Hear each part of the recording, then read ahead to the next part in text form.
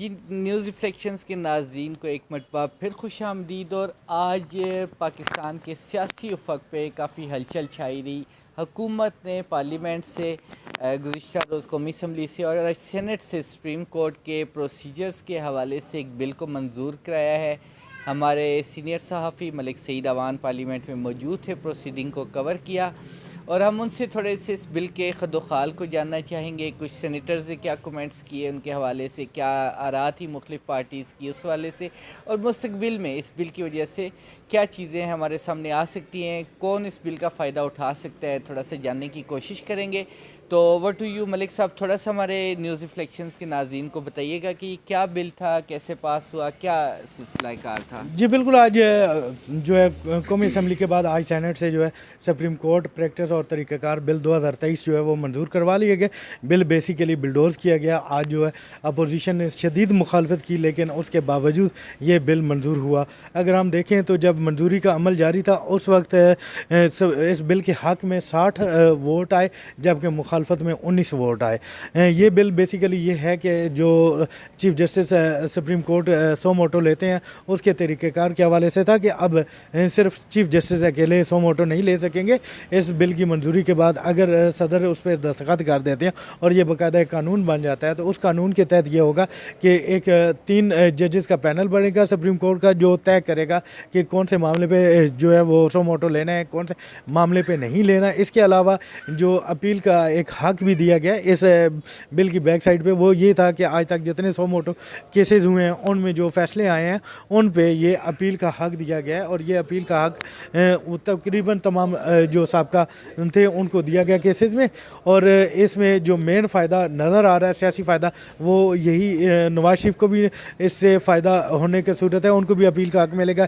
इसके अलावा जहांगीर तरीन है और बहुत सारे केसेस हैं जिसमें सो मोटो केसेस में जो फैसले आए हैं उस पर अपील हो सकेगी। अब ये बताता चलूँ कि अब सुप्रीम कोर्ट के चीफ जस्टिस अकेले नहीं बल्कि 3 जजेस इस कानून के तहत जो है वो सो मोटो लेने के अहल होंगे। और इसका अगर हम देखें तो ये हदफ जो है वो मौजूदा चीफ जस्टिस नज़र नहीं आते बल्कि आइंदा चीफ जस्टिस नज़र आते हैं। लेकिन इसका अहमियत इसलिए बढ़ गई है कि सुप्रीम कोर्ट में इस टाइम खैबर पख्तूनख्वा और पंजाब में इलेक्शन करवाने के हवाले से सो मोटो केस चल रहा है।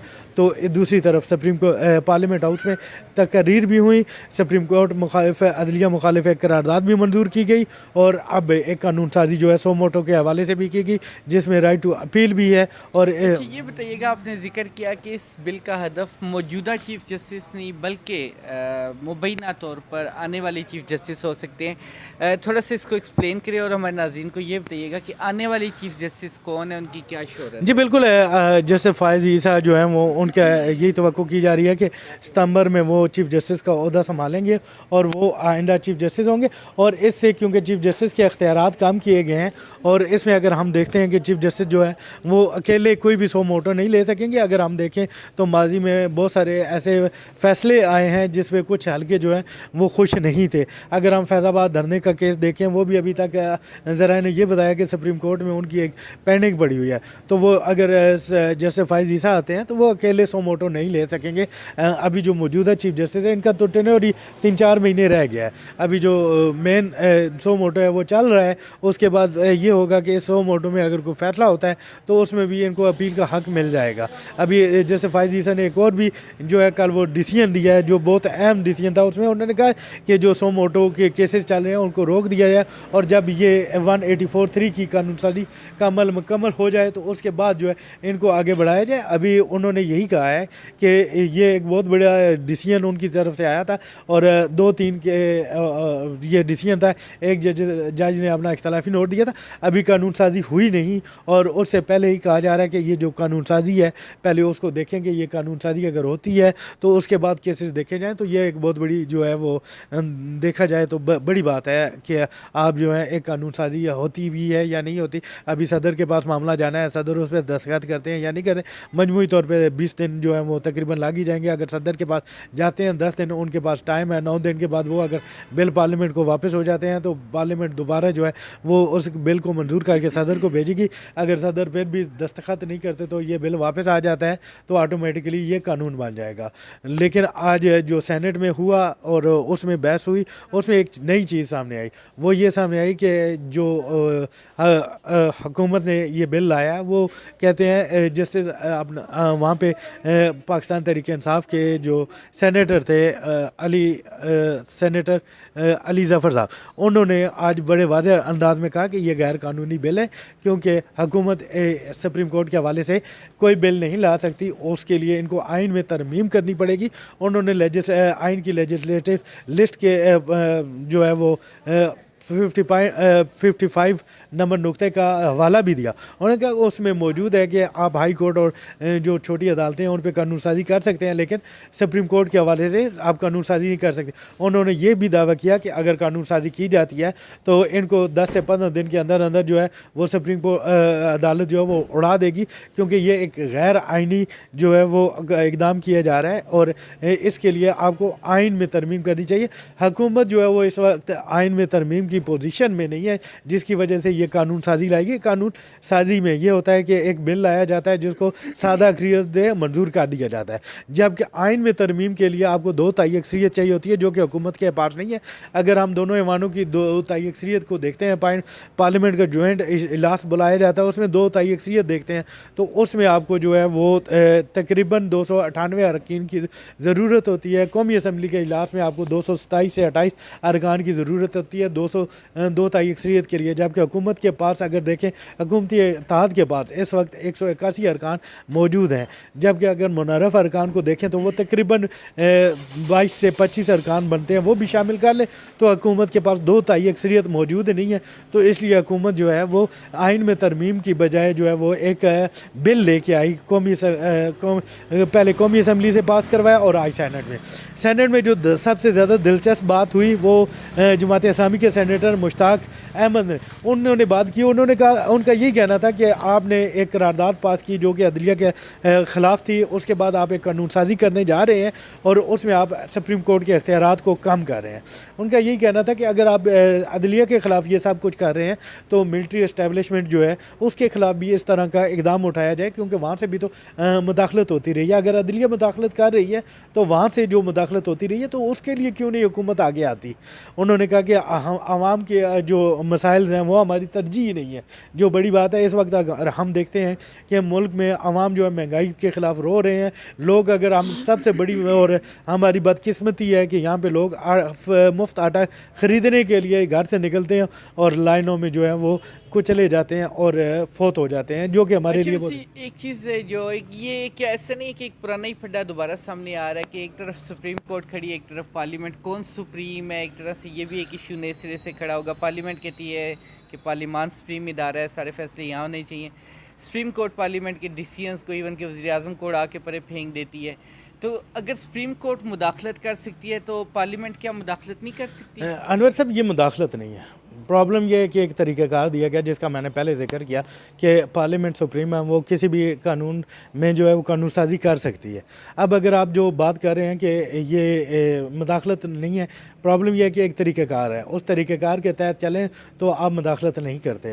अब आप देखेंगे ये जो PDM की 13 जमाती इत्तेहाद है, अगर वो अपनी ख्वाहिश पे एक कानून साजी कर रहा है, लेकिन कानून साजी आइन का हवाला जिस तरह अली ज़फ़र ने दिया और उनका यही कहना था कि आइन के आर्टिकल 184(3) का आप तरीक़ाकार को तब्दील करने जा रहे हैं, उसके लिए कानून साजी नहीं ये ज़रूरी, उसके लिए आइन में तरमीम ज़रूरी है। तो दूसरी तरफ आज मियाँ रज़ा रब्बानी ने कहा, जो आपने बात की, उन्होंने कहा कि हमें अब सियासतदानों को अपने मामलात अदालतों में नहीं लेके जाने चाहिए। जब मैं अपना मामला किसी और के पास लेके जाऊँगा तो तब ये मुदाखलत तो होगी, क्योंकि आप ख़ुद लेके जा रहे हैं कि हमारे घर में ये पड़ा है, आप जो है इसको हल करें। जब उसने हल करना है तो वो मुदाखलत होगी। और दूसरा आपको बताता चलूँ कि आइन की तशरीह के लिए सुप्रीम कोर्ट ही वाहिद अदारा है जो तशरीह कर सकता है, और उस तशरीह के लिए जो है वो अभी यही कानून साजी हो रही है कि आइनी मामलात में अगर तशरीह करनी होगी तो 5 रुकनी बेंच जो है वो तशरीह करेगा। अब अनवर साहब, चीज़ यही है कि अगर आप अपने घर का पट्टा बाहर लेके जाएंगे तो ये होगा।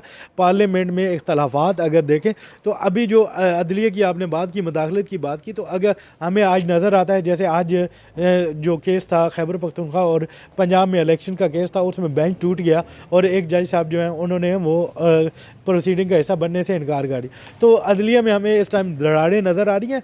यही बात आज शहजाद वसीम ने कही। उनका यही कहना था कि मुस्लिम लीग नून की जब भी हुकूमत आई तो अदलिया के अंदर इख्तलाफात पैदा किए गए जो कि अभी भी पैदा किए जा रहे हैं। और उन्होंने एक और अहम बात की, उन्होंने कहा कि अगर हम कहते हैं कि सुप्रीम कोर्ट पार्लियामेंट हाउस में आप इस पे बहस नहीं कर सकते, इस पे बहस नहीं कर सकते, उनका ये भी कहना था कि आप जजेस के कंडक्ट पे भी बहस नहीं कर सकते। उस आर्टिकल का हवाला कभी किसी ने इस पार्लियामेंट में नहीं दिया। उसके अलावा उन्होंने यही कहा कि हुकूमत जो है वो इंतखाबात से भागने के लिए मुख्तलिफ हीले ढूंढ रही है और इसके लिए ये सब कुछ कर रही है। अली जफ़र साहब की जानिब से एक और बात सामने आई कि यही जो मामला था जिसको हुकूमत कानून साजी के ज़रिए ख़त्म करना चाहिए, ये आइन में तरमीम की एक जो है वो बिल ऑलरेडी सेनेट की कायमा कमेटी बराए कानून इंसाफ में ज़ेर अल्तवा है और वहाँ पे जो है उस पर अगर वो कहते हैं कि उस पर गौर करें, कुछ तजावीज़ अच्छी भी हैं। अगर एक पहले आइनी तरमीम का बिल मौजूद है और उस पर आप कानून साजी ला रहे हैं तो आइन जो है वो सुप्रीम है, कानून जो है वो सुप्रीम नहीं है आइन से ज़्यादा। तो आइन में अमेंडमेंट ये इख्तलाफ जब भी देखा जाएगा तो कानून जो है वो हमेशा जो है वो नीचे ही रहेगा और सुप्रीम जो है वो आइन ही रहेगा। तो ये चीज़ आपके सामने है। और आज जो है वो अपोजिशन की जानिब से मुतालबा किया गया कि कौमी असम्बली के इजलास के दौरान एक दिन के लिए आपने कमेटी में ये बिल रेफ़र किया तो सेनेट के को ये हक़ से क्यों महरूम किया जा रहा है। तो सेनेट की कायमा कमेटी को भी ये बिल रेफ़र किया जाए, इसको बिलडोज ना किया जाए, जिसको हुकूमत ने मानने से इनकार कर दिया, जिसके बाद इस पर वोटिंग हुई और वोटिंग के बाद ये बिल आज सेनेट से भी मंजूर हो गया। अब ये दस्तखत के लिए प्रेसिडेंट के पास भेजा जाएगा। आगे सदर मुमलकत का इख्तियार है कि वो उस पर साइन करते हैं या नहीं करते या पार्लियामेंट को वापस भेज देते हैं। जी बिल्कुल, रमज़ानुल मुबारक के मुक़द्दस महीने में पाकिस्तान की मुक़द्दस सरज़मीन पर दो मुक़द्दस इदारों के दरमियान तनाव की कैफियत हमारे सामने है। आने वाले दिनों में ये कैफियत किसी मज़ीद आइनी बहरान का पेश ख़ैमा भी बन सकती है। एक तरफ अवाम आटा लेने के लिए कतारों में मौजूद है, तकरीबन दर्जन से ज़्यादा अफराद अपनी जानें गंवा चुके हैं। दूसरी जानिब इख्तियारात की लड़ाई जारी है ईवान के इक़्तिदारों में। देखते हैं आने वाले दिनों में पाकिस्तान के सियासी बहरान का क्या हल होगा और सूरत हाल किस करवट जा के बैठेगी। मज़ीद आपके लिए ऐसी वीडियोज़ लाते रहेंगे। तब तक के लिए न्यूज़ रिफ्लेक्शंस के नाज़रीन को अल्लाह हाफ़िज़।